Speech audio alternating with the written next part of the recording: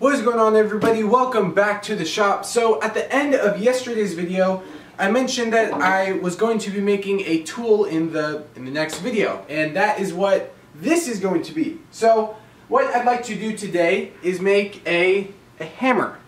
So a couple days ago I got a few comments about this hammer that I was using on the dovetails for the garden boxes, and I got a lot of criticism for using this teeny little hammer. And some people were like, oh, why don't you just make a traditional, joiner's mallet. So for today's video, what I'm going to be doing is replacing this hammer with a real hammer. So on the bench here I have selected two pieces of wood that I'd like to use for this project, and I got some really nice curly walnut right here, and this is, I think, going to be like a veneered on the edge.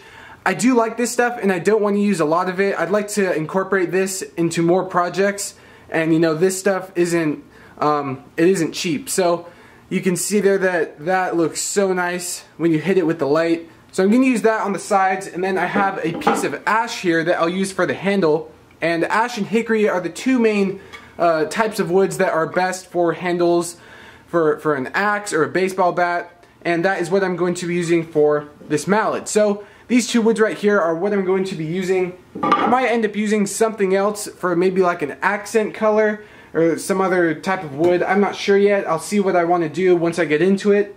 But this is what we're going to start out with. And the first thing that I'll do is start out with making the rough out for the handle.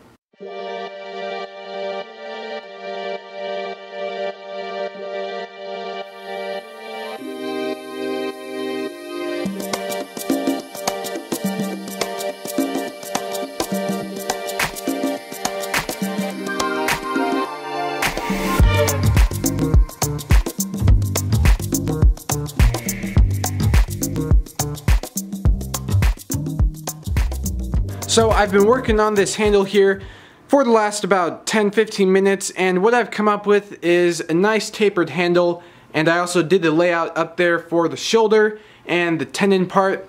So what this is it's just a nice tapered handle. So this tapers from 1 1/4 inches down to 1 inch, so it's a nice subtle taper. This is across 11 inches, and then the head of the hammer is going to be, I think, just over 2 1/4 inches. So that's what that part up there is laid out for.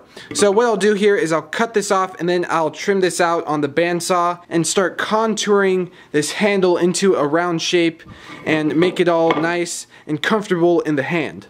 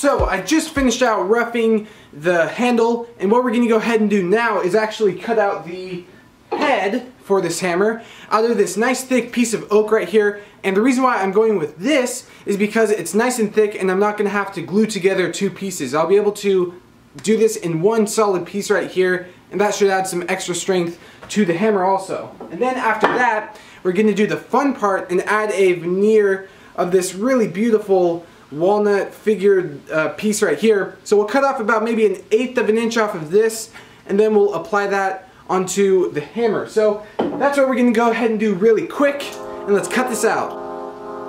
Like a diamond, you alone, you cut my heart like glass, just like that. Like a lion, I'm control, your work is on my back, just like that. In it for the big thrill. Yeah, you play games with my mind, always, all of the time. In it for the big win. Yeah, you own all of my mind, always, all of the time, all the time. Collide with me, come high with me, and I'll go for you. Divine and free, go ride with me. Yeah, we'll go.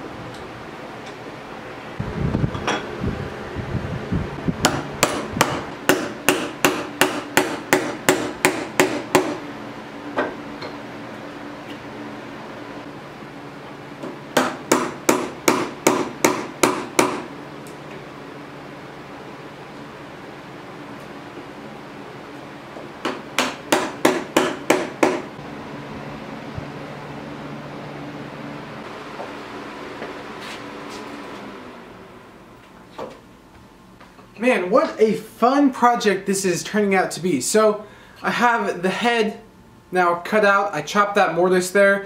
It'd be really nice to have a hollow chisel mortiser, but I don't have one of those. So I did it by hand, and you saw I hogged out most of it with a drill bit. So now this actually fits in here.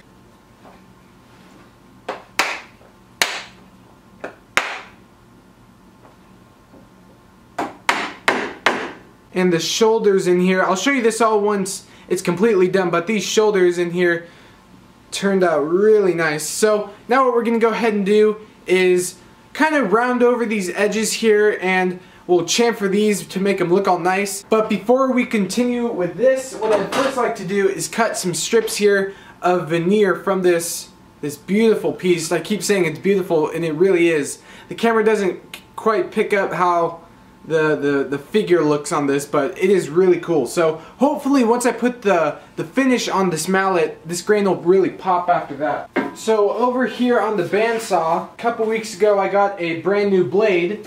So hopefully this blade right here will be able to cut through this piece of walnut here. Now if I can find my fence somewhere. Now I don't have a whole lot of experience resawing.